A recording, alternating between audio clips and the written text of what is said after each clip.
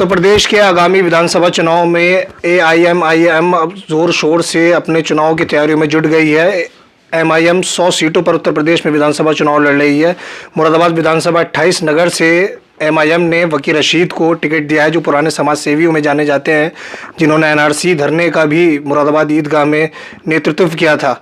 उनको एमआईएम ने इस बार अपना भरोसा जताते हुए टिकट दिया है। हमारे साथ मौजूद हैं, उनसे जानेंगे आगे की रूपरेखा क्या रहेगी। जी वकील साहब, पहले तो बहुत बधाई आपको एमआईएम से टिकट मिलने को। शुक्रिया। और आपका नामांकन भी हो चुका है और क्लियर भी हो चुका है, तो आगे रूपरेखा मैनिफेस्टो मुरादाबाद की जनता के लिए क्या है, क्या रूपरेखा है? देखिए, मैनिफेस्टो की जैसी इतने भारी भरकम शब्द का इस्तेमाल मत कीजिए। बहुत आसान सी भाषा में सीधी सीधी बात है, विकास हिस्सेदारी के साथ।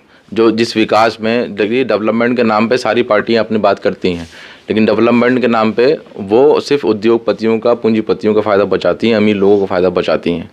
जिस विकास में हिस्सेदारी नहीं होगी वो विकास नहीं होता, वो धोखा होता है। इसलिए हम तो हिस्सेदारी की बात करेंगे। विकास चाहिए, हिस्सेदारी के साथ चाहिए। तो मुरादाबाद की जनता के लिए आपने, जो मुरादाबाद काफ़ी समय से समाज सेवा से भी जुड़े रहे, मुझे याद है कि 2010 में जब मुरादाबाद में बाढ़ आई थी जी, तो आपने उसमें भी काफ़ी लोगों की, तो आपने क्या कमी देखी मुरादाबाद में इतने सालों में रहकर? मुरादाबाद की जनता को आप क्या प्रॉमिस करेंगे? देखिए, बात यह है कि एमएलए एमपी तो सब जगह होते हैं, लीडर बनने नहीं देते। पार्टियों ने जितनी भी तथाकथित सेकुलर दल हैं, उनका मिजाज ये है कि जो भी शोषित वंचित समाज है, जो दबा कुचला तबका है, उसके अंदर से लीडरशिप नहीं आनी चाहिए। उसको सिर्फ वोट चाहिए, एमएलए एमपी चाहिए, लीडर नहीं चाहिए। लीडर वो खुद हैं, जो वो अपने आप में अमीर हैं, उद्योगपति हैं, पैसे वाले हैं। जब एक अमीर आदमी पार्लियामेंट में जाएगा, विधानसभा में जाएगा, तो वो कैसे गरीब की बात कर सकता है, आप बताइए? वो तो वहाँ पर जाके ये देखेगा कि मैं किस तरीके से जो है वो पॉलिसी ऐसी बनाऊँ कि जिससे मेरी कंपनी को फ़ायदा हो, अमीरों को फ़ायदा हो। आपको लगता है कि एमआईएम ने आपको वो प्लेटफॉर्म दिया है जो आप गरीबों की बात उठा सकते हैं? एमआईएम ने मुझे नहीं, एमआईएम सबको प्लेटफॉर्म, उन सब लोगों को प्लेटफॉर्म दे रही है जो मजलूमों की आवाज़ उठाना चाहते हैं। शोषित वंचित समाज जो भी है, उसका सबसे मजबूत प्लेटफॉर्म, सबसे मजबूत अगर आवाज़ पूरे भारत में अगर इस वक्त कोई है तो वो मजलिस इत्तेहादुल मुस्लिमीन है, बैरिस्टर असदुद्दीन ओवैसी है।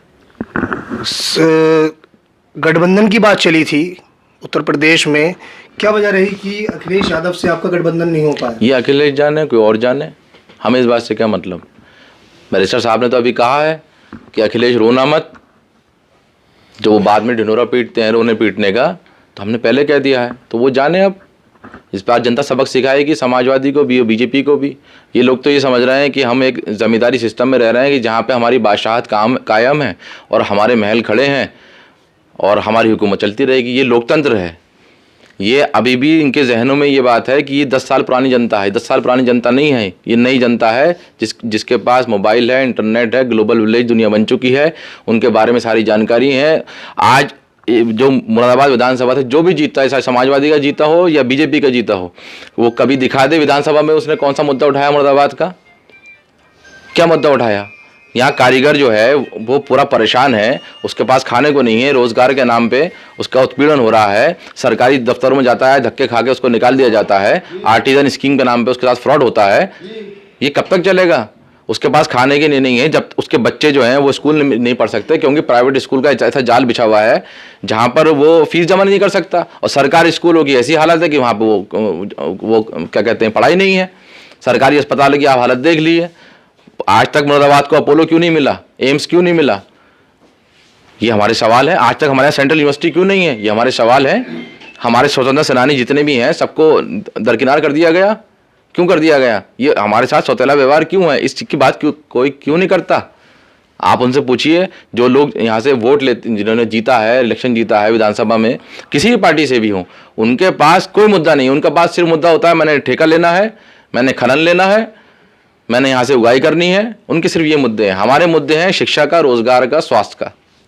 जैसे कि असदुद्दीन ओवैसी अभी पिछले महीने अभी मुरादाबाद आए थे, उनकी खास नज़र है मुरादाबाद की सीट पर, और आप भी जनसंपर्क अभियान में अभी कर रहे होंगे, तो कैसा आपको देखने को मिल रहा है? देखिए, बहुत अपार समर्थन मिल रहा है, और हमें इसकी क्या कहते हैं, जितनी बार भी हम जितने लोगों के पास जा रहे हैं, लोग खुद कांटेक्ट भी कर रहे हैं, अपने आप से सर्च कर रहे हैं कि यहाँ से इस विधानसभा से कौन खड़ा है। ये मेरे साथ नहीं है, ये हमारे सारे प्रत्याशियों के साथ है कि लोग खुद सर्च करके खुद उनके पास पहुँच रहे हैं।